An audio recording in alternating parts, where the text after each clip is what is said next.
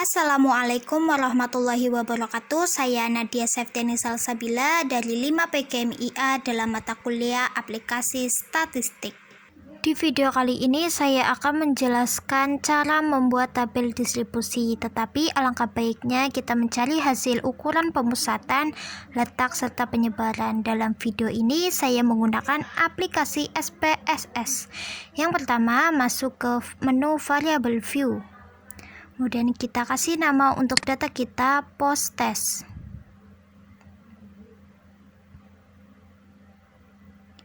Kemudian untuk desimalnya kita ganti ke 0 karena data kita tidak menggunakan desimal. Kemudian untuk measure-nya kita menggunakan scale karena data kita adalah data interval yang perolehannya menggunakan tes atau melalui tes. Kemudian masuk ke data view. Kita salin data kita di aplikasi Excel. Kita menggunakan data post test, maka yang disalin data post test. Kemudian kita paste.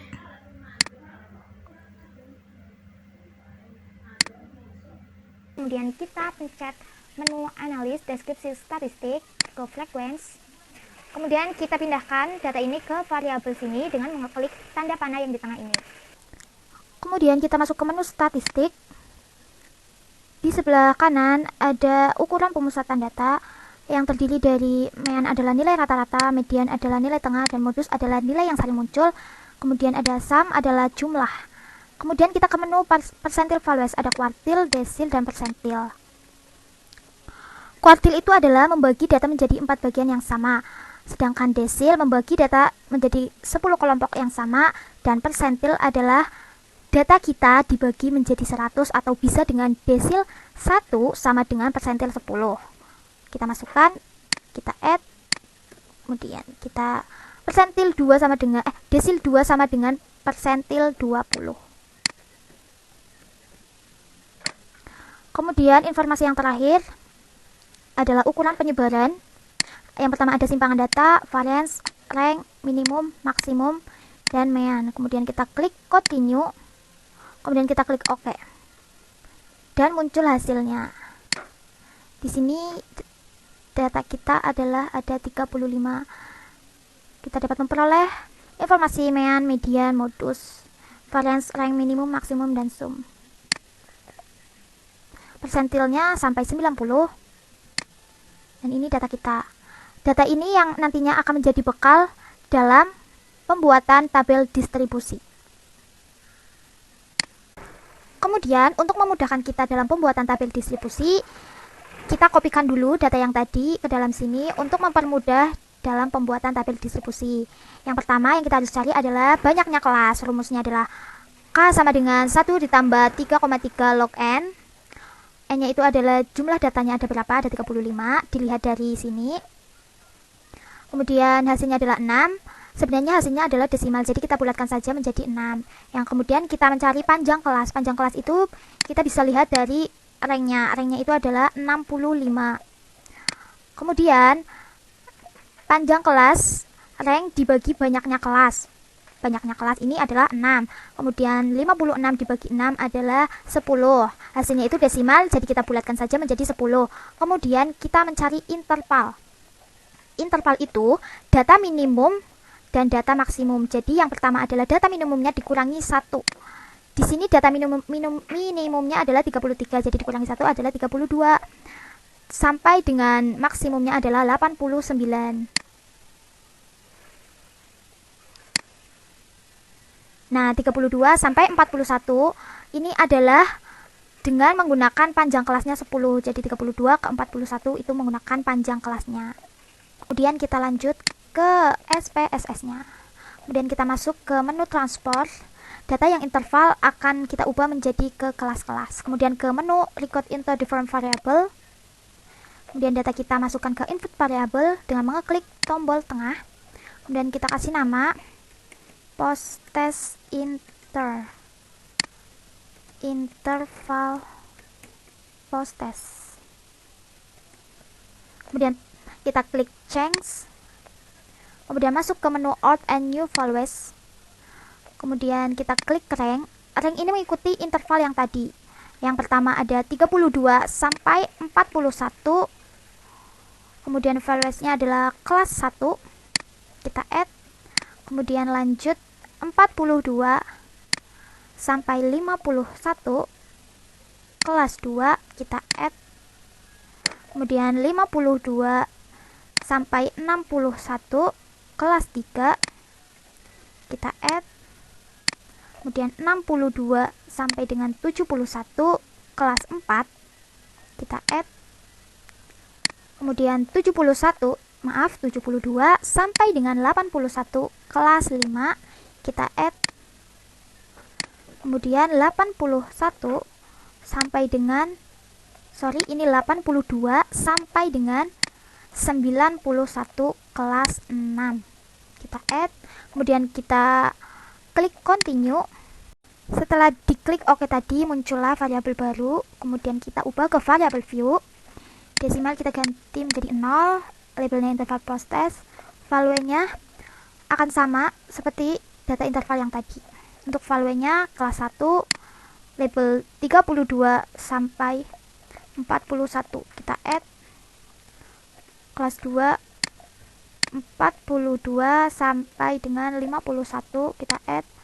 Kelas 3 52 sampai dengan 61.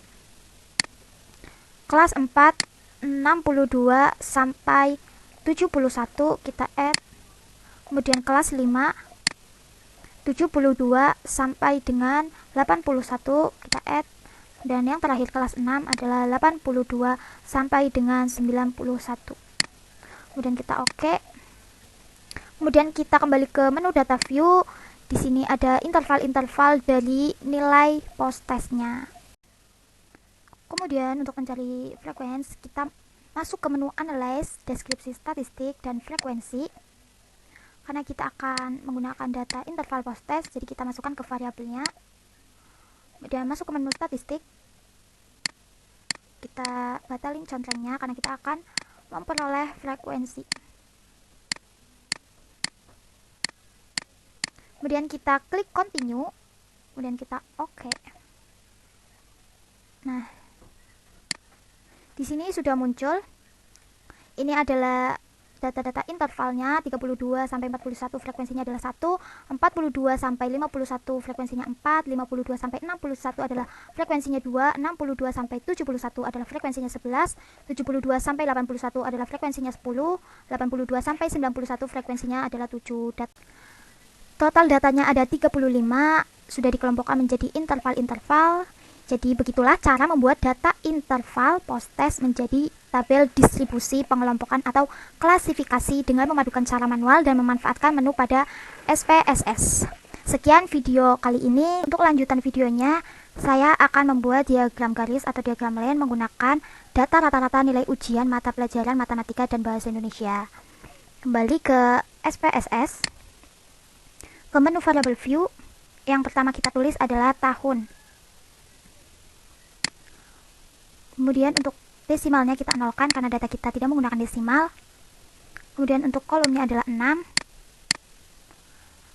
Dan measure-nya menggunakan nominal. Untuk yang kedua, jenis mapel.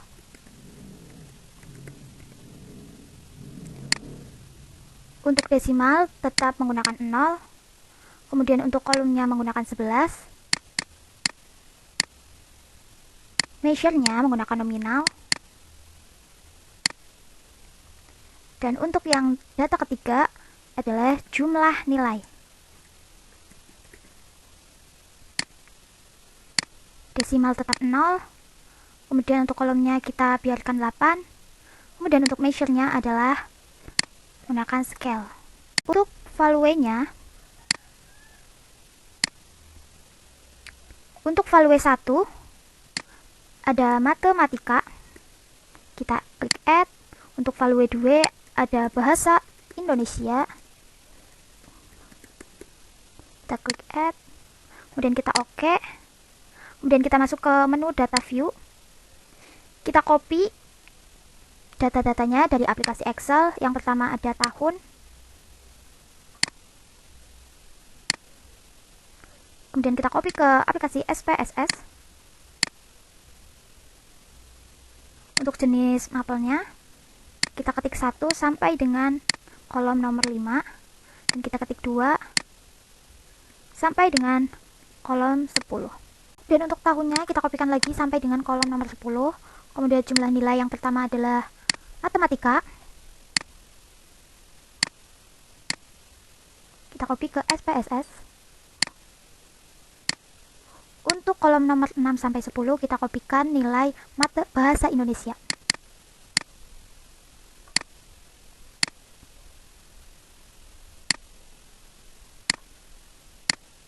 Kemudian kita masuk ke dalam menu Graphs, Legacy Dialog, kemudian pilih diagram yang akan kita pakai.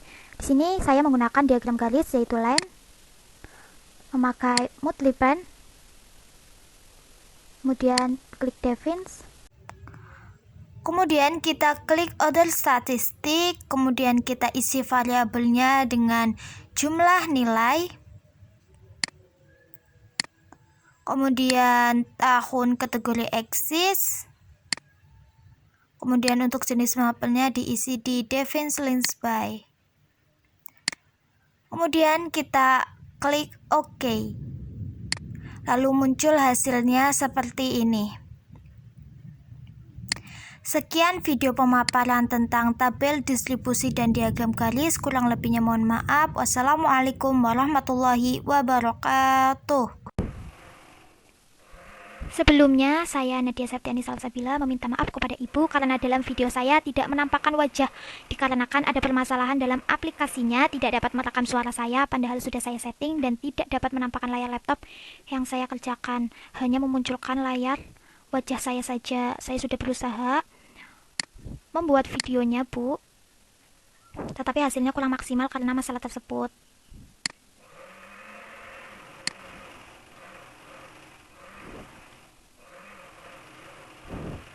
Nah, kurang lebih hasilnya seperti ini. Saya ngomong tetapi tidak ada suaranya.